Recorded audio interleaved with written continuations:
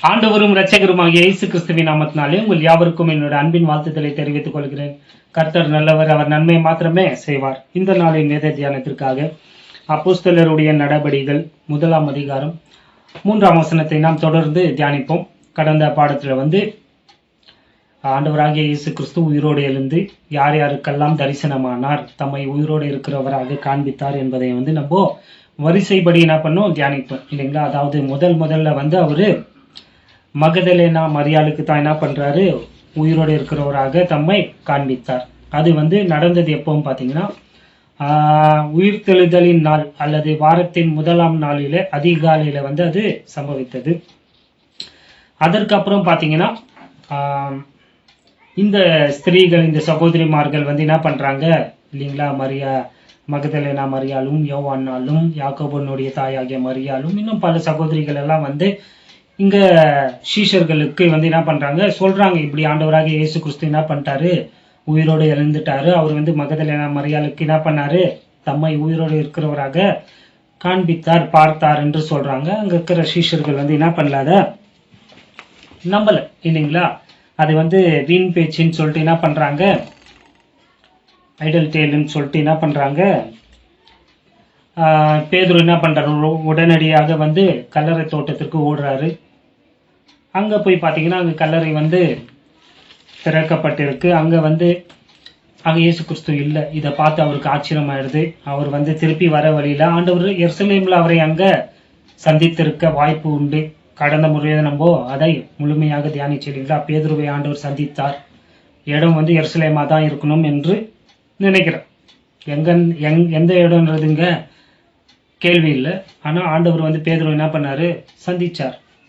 அதற்கப்புறம் அதே நாளில சாயங்காலம் பாத்தீங்கன்னா இங்க எம்மா ஊருக்கு 2 சீஷர்கள் போனாங்க இல்லையா. அவங்க யாருன்னு பாத்தீங்கன்னா, அவங்கள இந்த ஸ்திரீகள் சொன்னாங்க பாத்தீங்களா, இயேசு கிறிஸ்து உயிரோடு எழுந்துட்டாருன்ட்டு. அப்போ அவங்களும் அங்க இருந்தாங்க. அவங்கள என்ன பண்றாங்க, அங்கத்துல இருந்து எருசலேம்ல இருந்து எங்க போறாங்க, எம்மா ஊருக்கு போறாங்க. அங்க நடக்கிற சம்பவத்தை தான் நம்ம லூக்கா 24ஆம் அதிகாரத்துல தியானிச்சோம் இல்லைங்களா. அதாவது இப்படி பேசி கொண்டு போயிட்டே இருக்கிறப்ப ஆண்டவர் அவங்களுக்கு தரிசனம் ஆகிறாரு. அங்க அவங்களுக்கு அவரு தெரியாத மாதிரி நடந்துக்கிறாரு. அங்க இருக்கிற அவங்க என்ன பண்றாங்க, ஆண்டவராகிய இயேசு கிறிஸ்துவுக்கே அவரை பற்றி என்ன பண்றாங்க, சொல்றாங்க, இந்த மாதிரி எருசலேம்ல எவ்வளவு பெரிய சம்பவம் நடந்திருக்கு. நீங்க என்ன ஊருக்கு புதுசா, நீங்க அந்நியரா, நசரனாகிய இயேசு கிறிஸ்துவை எங்களுடைய ஆசாரியர்கள் எல்லாம் சேர்ந்து என்ன பண்ணிட்டாங்க, சாகடிச்சிட்டாங்க. இப்போ 3 நாள் ஆயிருக்கு. இந்த விஷயம் உங்களுக்கு தெரியாதான்றது. ஸோ அவர் சொல்றாரு, தன்னை குறித்து எழுதியிருக்கிற தீர்க்க தரிசனங்கள், சங்கீதத்துல இருந்தது எல்லாத்தையும் அவங்களுக்கு விவரிச்சு சொல்லிட்டு வராங்க. ஆனாலும் அவங்களுக்கு தெரியல பாருங்க, கூட வருது ஆண்டவராகிய இயேசு கிறிஸ்து தான்ட்டு தெரியல. ஏன்னா இப்போ அவரு மறுரூப சரீரத்துல இருக்கிறாரு. ஸோ சாயங்காலம் ஆன போது அவங்க என்ன பண்றாங்க, அவரை வருந்தி கேட்டுக்கொள்றாங்க, எங்க வீட்டுல நீங்க என்ன பண்ணுங்க, தங்குங்க, ராத்திரி ஆயிடுச்சு, பகல்ல நீங்க உங்க பிரயாணத்தை தொடரலான்ட்டு. ஸோ அந்த இடத்துல ஆண்டவர் அப்பத்தை பிட்டு அவங்களுக்கு கொடுக்குறப்போ அவங்களுடைய மனக்கண்கள் திறக்கப்படுது.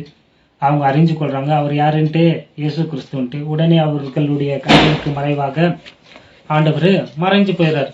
உடனடியாக அவங்க அப்பவே எழுந்து எங்க போறாங்க, திருப்பி இப்பதான் இருக்கிறாங்க இல்லைங்களா. திருப்பி 8 மைல் தூரங்க.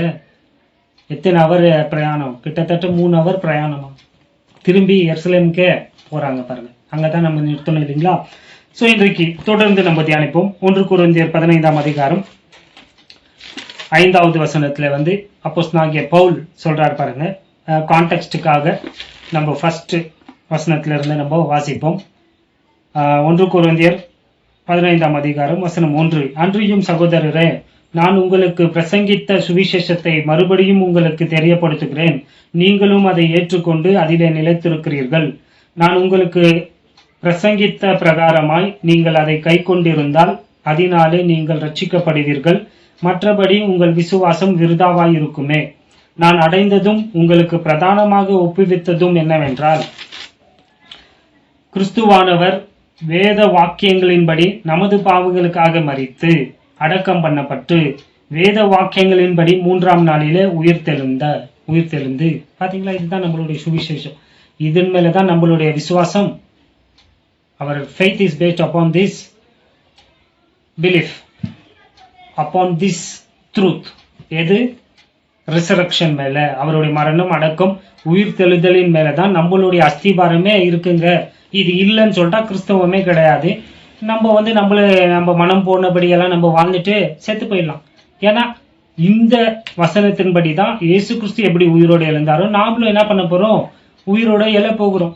இதுதான் நம்மளுடைய ஃபவுண்டேஷனல் ட்ரூத்து. நம்மளுடைய சுவிசேஷமே இதுதான். புரியுதுங்களா இல்லைங்களா? ஸோ அதனால இது இல்லைன்ட்டு நிறைய பேர் என்ன பண்றாங்க, இந்த ஸ்கெப்டிக்ஸ் எல்லாம் ட்ரை பண்றாங்க இல்லையா? அவங்க எவ்வளோ தான் ட்ரை பண்ணாலும் அது வீண். ஏன்னா நம்மகிட்ட என்ன இருக்கு? Infallible proofs. என்ன வாசிச்சோம்? அப்போஸ்தலர் 1:3 தெளிவான திருஷ்டாந்தங்களினாலே அவர்களுக்கு தம்மை உயிரோடு இருக்கிறவராக தெரிவித்தார், காண்பித்தாருங்க. ஆண்டவர் செத்து மண்ணோடு போயில, அவர் உயிரோடு எழுந்தார். முதல்ல யாருக்கு? மகதலேனா மரியாளுக்கும், பிற்பாடு பேதுருவுக்கும், பிற்பாடு எம்மாவூருக்கு போன சீஷர்களுக்கும் தம்மை வெளிப்படுத்தினார். அடுத்தது அவர் யாருக்கு வெளிப்படுத்தினார் பாருங்க, 5வது வசனம். கேபாவுக்கும் பின்பு 12 தரிசனமானார். சோ இந்த 12 அப்போஸ்தலர்களுக்கு ஆண்டவர் என்ன ஆனாரா?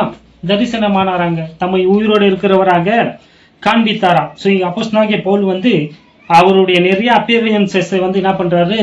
இங்க உதாரணமாக, ஆதாரமாக கொடுக்கிறார் பாருங்க. சோ இதுல இந்த 12 பேருக்கு எத்தனை முறை தரிசனமானார் பாத்தீங்கன்னா, பல முறை தரிசனமானார் 12 பேருக்கு. அதுல முதல் ஃபர்ஸ்ட் அப்பியரன்ஸ் பாத்தீங்கன்னா யோவான் எழுதின சுவிசேஷ நூல் 20ஆம் அதிகாரம் 19வது வசனம் 20வது வசனம் பாருங்க. இங்க ஆண்டவர் 12 பேருக்கு முதல் முறையாக என்ன பண்றாரு? தம்மை உயிரோடு இருக்கிறவராக காண்பிக்கிறார். இண்டிவிஜுவல் பர்சன்ஸ் விட்டுருங்க, நான் குழுவா 12 பேருக்கு அங்க இருந்த அந்த 11 சீடர்கள் அப்போஸ்தலர்களுக்கு என்ன பண்றாரு? உயிரோடு இருக்கிறவராக காட்டுறாரு பாருங்க. 19ஆம் வசனம். வாரத்தின் முதல் நாள் ஆகிய அன்றைய தினம் சாயங்கால வேளையிலே சீஷர்கள் கூடியிருந்த இடத்தில் யூதர்களுக்கு பயந்ததினால் கதவுகள் பூட்டியிருக்கையில் இயேசு நடுவே நின்று உங்களுக்கு சமாதானம் என்றார். அவர் இப்படி சொல்லி தம்முடைய கைகளையும் விலாவையும் அவர்களுக்கு காண்பித்தார். சீஷர்கள் கர்த்தரை கண்டு சந்தோஷப்பட்டார்கள். புரியுதுங்களா இல்லைங்களா? இயேசு கிறிஸ்துவை தங்களுடைய சொந்த கண்களால என்ன பண்ணாங்க? அவங்க பார்த்தாங்க. ப்ரூஃப். யாரு? சீஷர்கள். 11 சீஷர்கள். கவனம் இருக்குங்களா இல்லைங்களா? அங்க 12 சீஷர்கள் பவுல் சொல்றாரு இல்லைங்களா? அது 25 வருஷத்துக்கு அப்புறம் எழுதுறது வர அங்க வேதம் நான் சொல்லுவேன் இல்லைங்களா, எப்பவுமே பிழையற்ற வசனத்துல எந்த விதமான என்ன கிடையாது, பிழையும் கிடையாதுங்க. there is no errors. Translation mistakes இருக்கு, ஆனா எரர்ஸ் கிடையாது. அதனால தான் வேதத்தை நிறுத்தி நிதானமா ஒன்றோடு ஒன்று ஒப்பிட்டு நீங்க படிச்சா தியானிச்சா எல்லாம் உங்களுக்கு புரியும். ஸோ இன்னைக்கு நான் அதை ப்ரூவ் பண்றேன். இது அவருடைய முதலாவது அப்பியரன்ஸ். என்ன பண்றாரு? இந்த 11 பேருக்கு என்ன பண்றாரு? ஏன்னா 12வது ஒருத்தன் என்ன ஆயிட்டான்? யூதா செத்து போயிட்டான் இல்லையா? ஸோ 11 பேருக்கு என்ன பண்றாரு? தம்மை உயிரோடு இருக்கிறவராக காண்பிக்கிறாரு. அதே நேரத்துல பாத்தீங்கன்னா அந்த இடத்துல ஒருத்தன் இல்லை. யாருன்னு பாத்தீங்கன்னா, தொடர்ந்து வாசிச்சீங்கன்னா 24வது வசனம் பாருங்க. இயேசு வந்திருந்த போது 12 ஒருவனாகிய திதுமு எனப்பட்ட தோமா என்பவன் அவர்களுடனே கூட இருக்கவில்லை. சோ இந்த ஃபர்ஸ்ட் அப்பியரன்ஸ்ல தோமா இல்ல பாருங்க, மிஸ்ஸிங். பேதுரு இருக்கிறாரு. இப்போ பேதுரு வந்துட்டாரு. பேதுரு இங்க நடந்ததை பேசிக்கொண்டு இருக்கிறப்பதான் யாரே வராங்க? எம்மாவூருக்கு போன அந்த 2 சீஷர்கள் வராங்க. அது பிற்பாடு பார்ப்போம். ஸோ இந்த இடத்துல இப்ப யாரு கிடையாது? தோமா இல்லையா பாருங்க. ஸோ தோமா இல்லாத இந்த மற்ற சீஷர்கள் தோமா வந்த பிறகு என்ன சொல்றாங்க பாருங்க. 25வது வசனம். மற்ற சீஷர்கள் கர்த்தரை கண்டோம் என்று அவனுடனே சொன்னார்கள். அதற்கு அவன் அவருடைய கைகளில் ஆணிகளினால் உண்டான காயத்தை நான் கண்டு, புரியுதுங்களா? தோமா சொல்றார் பாருங்க, கண்டு அந்த காயத்திலே என் விரலை இட்டு என் கையை அவருடைய விலாவிலே போட்டால் ஒழிய விசுவாசிக்க மாட்டேன் என்றான். இயேசு கிறிஸ்து வரப்போ ஆள் இல்லை, அட்ரஸ் இல்லை, எங்க போனார் தெரியல. சரி, இயேசு கிறிஸ்து போயிட்டு பின்னிக்கு இவர் வந்திருக்கிறாரு. வந்திருந்தோம் சீஷர்கள் எல்லாம் சொல்றாங்க, ஆண்டவர் வந்தார்ப்பா, நாங்க எல்லாம் பார்த்தோம் அவரை.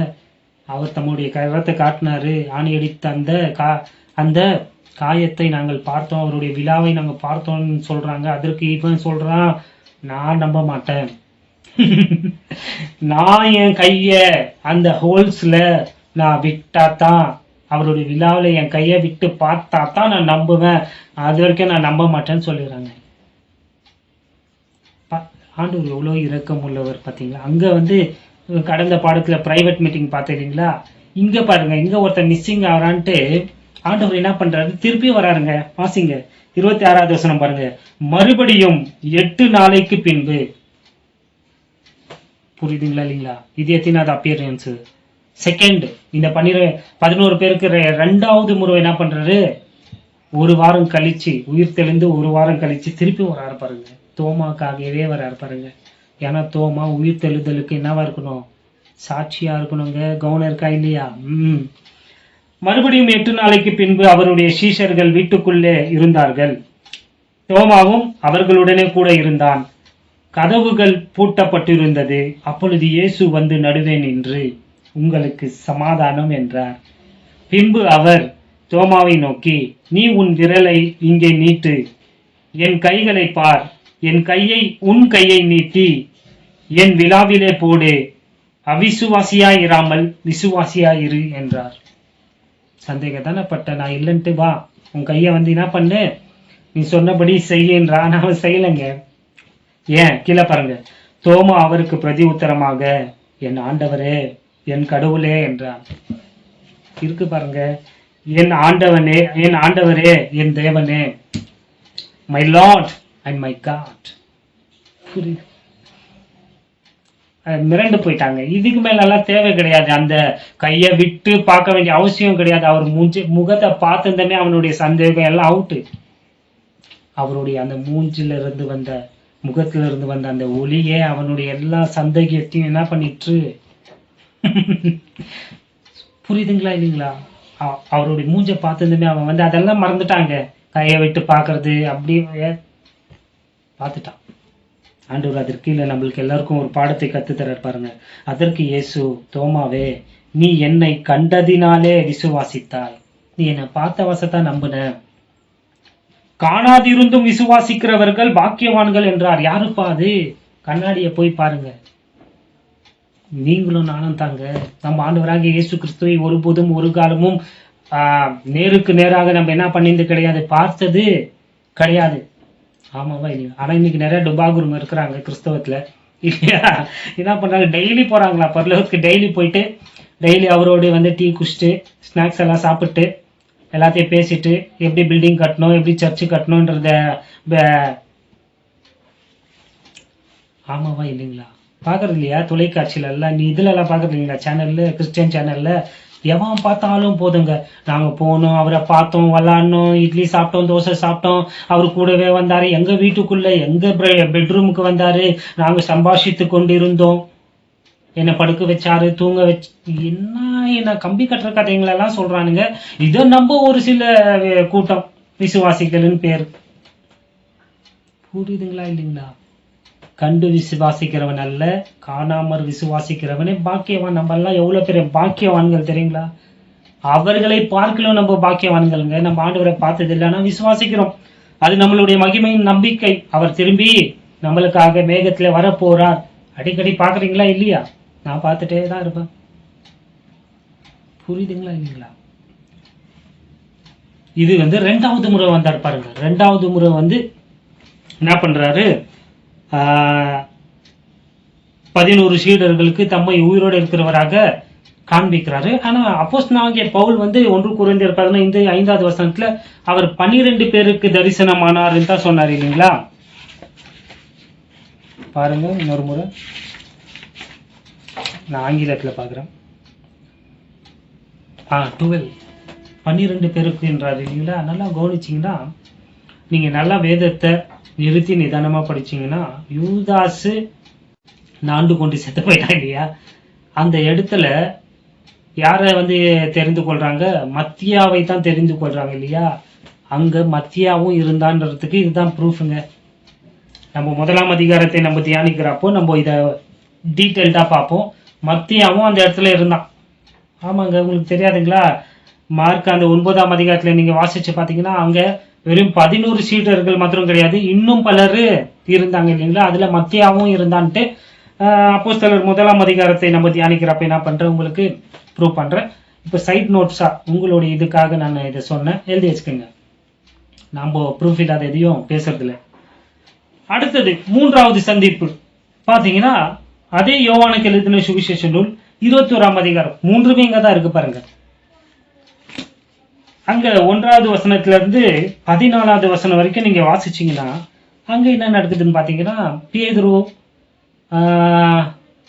பேதுரு, தோமா, நத்தானியேல், யாக்கோபு, யோவான் மற்றும் இன்னும் 2 சீஷர்கள், அவங்க பேர் சொல்ல கவனம் வச்சுக்கோங்க. மொத்தம் 7 பேர் இருக்கிறாங்க. வாசிப்போமே. யோவான் 21ஆம் அதிகாரம் வசனம் 1. இவைகளுக்கு பின்பு இயேசு திபேரியா கடற்கரையிலே மறுபடியும் சீஷருக்கு தம்மை வெளிப்படுத்தினார். வெளிப்படுத்தின விவரமாவது பாத்தீங்களா, இது தேர்ட் அப்பியரன்ஸ். ஃபர்ஸ்ட் அப்பியரன்ஸ்ல நம்ம தோமா இல்லாம ஆண்டவர் தரிசனமானாரு. 2வது அப்பியரன்ஸ்ல தோமா இருந்தாரு. இது 3வது. இந்த 3வது சந்திப்பு பாருங்க, விவரத்தை அவரே சொல்றாரு பாருங்க. யோவானே, சீமோன் பேதுருவும் திதுமு என்னப்பட்ட தோமாவும் கலிலியா நாட்டில் உள்ள கானா ஊரானாகிய நத்தான்வேலும் செபெதுவின் குமாரரும் யாக்கோபு, யோவான் 5 அவருடைய சீஷரில் வேறு 2 பேரும் கூடி இருக்கும் போது, வேறு 2 பேர், மொத்தம் 5 + 2ங்க, 5 + 2 7. நிறைய பேர் 5 பேர் தான் சொல்லுவாங்க, இந்த இடத்துல 7 பேர் இருந்தாங்க. கவனிச்சுக்கோங்க. சீமோன் பேதுரு மற்றவர்களை நோக்கி மீன் பிடிக்க போகிறேன் என்றான். அதற்கு அவர்கள், நாங்களும் உன்னோட கூட வருகிறோம் என்றார்கள். அவர்கள் புறப்பட்டு போய் உடனே படவேறினார்கள். அந்த ராத்திரியிலே அவர்கள் ஒன்றும் பிடிக்கவில்லை.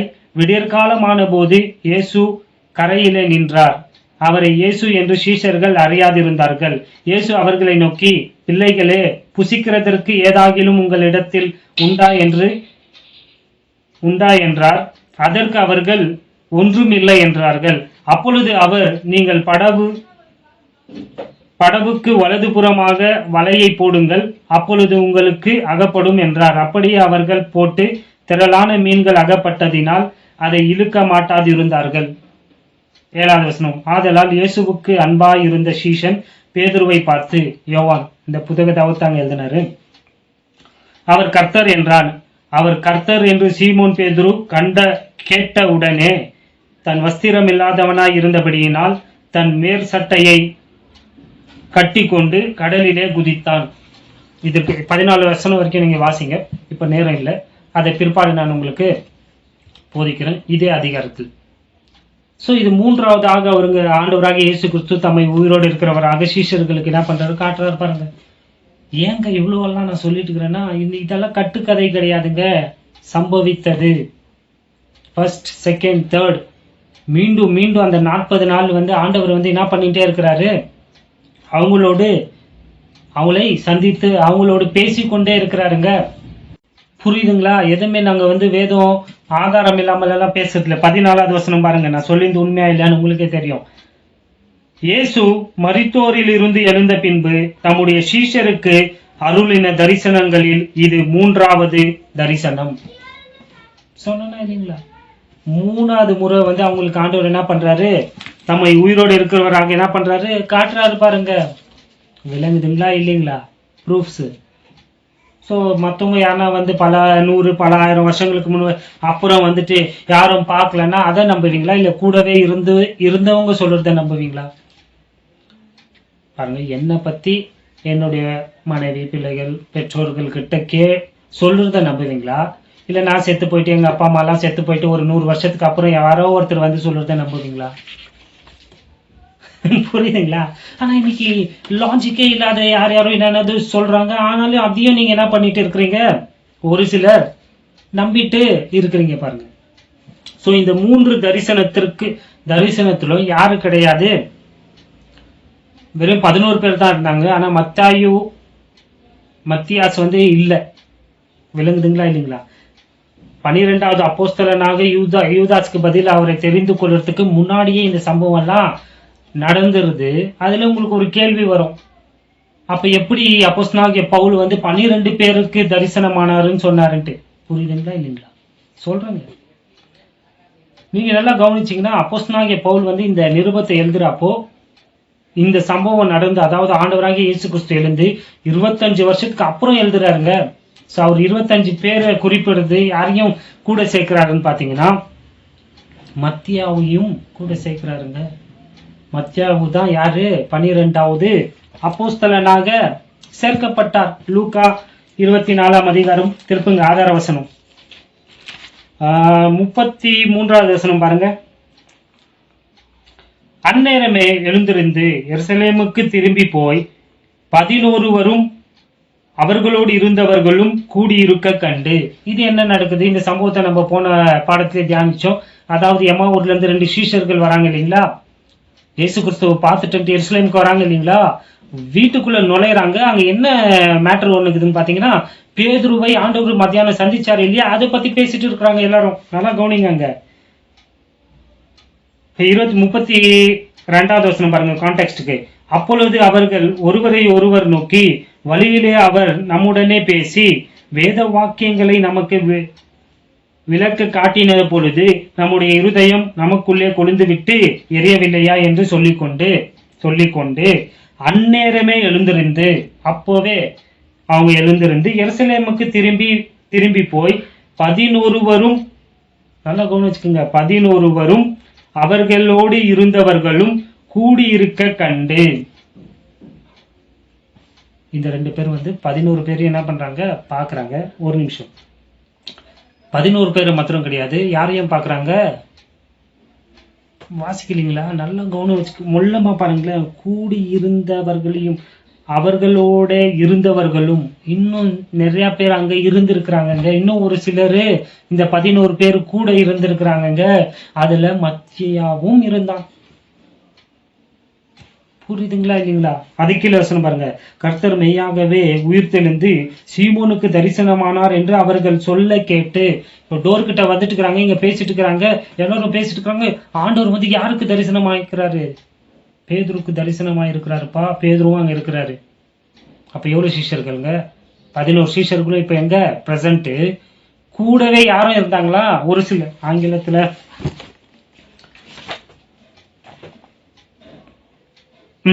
So they rose up that very hour and returned to Jerusalem and found the 11 and those who were with them gathered together. பாத்தீங்களா? அந்த வெறும் 11 பேர் இல்ல, அவங்க கூட மற்றவர்களும் இருந்தாங்க. அதுல யாரும் இருந்தாரு? மத்தியாவும் இருந்தாரு, பிளஸ் யோசேப் என்ற ஜஸ்டஸும் இருந்தான். இத வந்து நம்ம மத்தியாவை தெரிந்து கொள்றப்போ அந்த அப்போஸ்தலர் பட்டத்திற்கு அவனை தெரிந்து கொள்றப்போ தியானிக்க போகிறோம். என்னுடைய இது என்னன்னு சொல்றேன்னா, 12 பேருன்னு பவுல் சொல்றாரு இல்லைங்களா, அவர் 25 வருஷத்துக்கு அப்புறம் எழுதும் போது யாரையும் சேர்க்கிறாரு? மத்தியாவையும் சேர்க்கிறாருங்க. நீங்க நல்லா கவனிச்சீங்கன்னா, மத்தியாவை தெரிந்து கொள்றப்போ அங்க இருந்த அவங்களுடைய குவாலிபிகேஷன் எதுவா இருந்துச்சு? இயேசு கிறிஸ்து, அதாவது யோவான் ஸ்நானகன் ஞானஸ்தானம் கொடுத்த நாள் முதல் கொண்டு ஆண்டவராக இயேசு கிறிஸ்து உயிரோடு எழுந்த வரைக்கும் அவரு பின்தொடர்ந்து அவரோடு கூட இருந்தவங்களை தான் இந்த அப்போஸ்தல பட்டத்திற்கு என்ன பண்ணணும், ஏற்படுத்தணும் என்பதுதான் என்னவே குவாலிபிகேஷன்ஸுங்க, தகுதி அது தாங்க. அதனால தான் சொல்றேன், மத்தியா அங்க இருந்தாரு. பைபிள் சொல்லுது, நான் சொல்ல.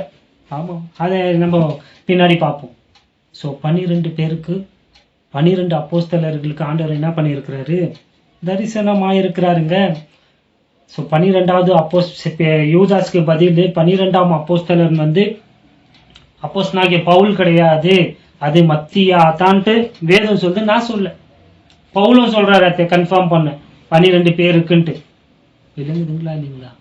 ஏன்னா அப்போஸ்தலனாகிய பவுல் வந்து அவர் வந்து ஒரு தனித்துவம் வாய்ந்த ஒரு அப்போஸ்தலன். அவர் புறஜாதியாருக்கு அப்போஸ்தலன், அவர் கிறிஸ்துவின் சரீரமாகிய சபைக்கு அப்போஸ்தலன், நம்மளுடைய அப்போஸ்தலன். அதே தான் அவர் ரோமர் 11ஆம் அதிகாரம் 13வது வசனத்துல சொல்றாரு. எபேசியர் 3ஆம் அதிகாரம் வசனம் 1-8 நீங்க வாசிங்க. இதற்காகவே ஸ்பெஷலா ஆண்டவர் அவரை தெரிந்து கொண்டு அவரை நமக்கு அப்போஸ்தலனாக அனுப்பினாருங்க. சோ இந்த 12 பேர்ல வந்து நீங்க பவுலை வந்து நீங்க எப்பவுமே என்ன பண்ண முடியாது, நுழைக்க முடியாது. விளங்குதுங்களா இல்லைங்களா? யோவான் 20ஆம் அதிகாரம் வசனம் 19ஆம் வசனம் பாருங்க. வாரத்தின் முதல் நாள் ஆகிய அன்றைய தினம் சாயங்கால வேளையிலே சீஷர்கள் கூடியிருந்த இடத்தில் யூதர்களுக்கு பயந்ததினால் கதவுகள் பூட்டப்பட்டிருக்கையில், என்ன சொல்ல வர, அந்த ராத்திரியில எல்லாம் பயந்து கொண்டு அங்க இருந்தாங்க. உண்மையா சொல்ல போனோம்னா இவங்கெல்லாம் ஒரு பயந்தாங்கோலிகள். இதெல்லாம் சின்னதுல எல்லாம் கோலின்னு தான் சொல்லி பழக்கம். நாங்க 90s கிட்ஸ்க்கு தெரியும். பயந்தாங்கோலி இல்லைங்க, அது பயந்தாங்கோலி சிக்கன் இல்லைங்களா? ஸோ இந்த சிக்கன்ஸ்க்கு ஹென் ஹவுஸ் எதுவாக தான் இருந்தது, அந்த மேல் அறை தான் இருந்தது. அந்த மேல் வீட்டு அறை தான் இந்த பயந்தாங்கோலிகளுக்கு ஒரு கூடாக இருந்துச்சு பாருங்க. ஏன் இப்போ இதை சொல்றேன்னா, இப்படியாப்பட்ட மனுஷர்களை தாங்க ஆண்டவர் சந்தித்த போது பயந்தாங்கோலிகள் எல்லாம் எப்படியா மாறிட்டாங்க, தைரியமாக. அப்போஸ்தலர் 4ஆம் அதிகாரம் அதை தியானிக்க போகிறோம். இப்போ உங்களுக்கு ஒரே ஒரு வசனம் ப்ரூஃபுக்காக. 4ஆம் அதிகாரம் 33ஆவது வசனம் பாருங்களேன். கர்த்தராகிய இயேசுவின் உயிர்த்தெழுதலை குறித்து அப்போஸ்தலர்கள் மிகுந்த பலமாய் வித் பவர் சாட்சி கொடுத்தார்கள். அவர்கள் எல்லோர் மேலும் பூரண கிருபை உண்டாயிருந்தது. பாத்தீங்களா? பயந்தாங்கோலிகளாக ஒளிஞ்சிட்டு மறைஞ்சிட்டு இருந்தவங்களுக்கு இந்த இயேசு கிறிஸ்துவினுடைய அந்த உயிர்த்தெழுதல் அவங்களுக்குள்ள ஒரு தைரியத்தை கொடுத்ததுங்க. அவங்களுக்குள்ள இது எல்லாத்தையும் நம்ம தியானிக்க போகிறோம். அவங்க எப்படி தைரியமாக எல்லோருக்குமே என்ன பண்ணாங்க, இயேசு கிறிஸ்து உயிரோடு எழுந்தார் என்று சாட்சி கொடுக்கும்படியாக அவர்களை பலப்படுத்தியது, அவர்களை மாற்றிய சத்தியம் என்னன்னு பாத்தீங்கன்னா, மரித்தவர் மரித்து போய்விடல, அவர் உயிரோடு எழுந்தார் என்ற அந்த சத்தியம். அவரை பார்த்தாங்க இல்லைங்களா, அதுதாங்க அவங்களை எப்படியாக மாற்றியது, தைரியம் உள்ளவர்களாக மாற்றியது. அதனாலதான் அவங்க இயேசு கிறிஸ்துவை குறித்து பலமாக என்ன கொடுத்தாங்க, சாட்சி கொடுத்தாங்க, அவருடைய உயிர்த்தெழுதலை. அது போலவே இன்றைக்கு பரிசுத்த ஆவியானவரால் நிரப்பப்பட்ட பரிசுத்த ஆவியானவர் நமக்குள்ள வாசம் பண்ணி கொண்டிருக்கிறார் இல்லையா? நாமும் கூட ஆண்டவராக இயேசு கிறிஸ்து உயிரோடு எழுந்ததற்கு யாரா இருக்கிறோம், சாட்சிகளா இருக்கிறோங்க. இது சொல்ல எங்களுக்கு வெக்கம் கிடையாது, இது பொய் கிடையாது, இது கட்டுக்கதை கிடையாது, இது ஃபேப்ரிகேட்டட் ஸ்டோரி கிடையாது. இது உண்மையிலேயே நடந்த சம்பவம். Infallible proofs. புரியுதுங்களா இல்லைங்களா? ஸோ நாமெல்லாம் யாரா இருக்கிறோம், ஆண்டவருடைய மரணம் அடக்கம் உயிர்த்தெழுதலுக்கு சாட்சிகளா இருக்கும். பரிசுத்த ஆவியானவர் இந்த வார்த்தைகளை கொண்டு உங்களுக்கு ஊழியம் செய்வாராக. ஆண்டவராக இயேசு கிறிஸ்துவின் கிருபையும் சமாதானமும் நம் அனைவரோடும் இருப்பதாக. ஆமென்.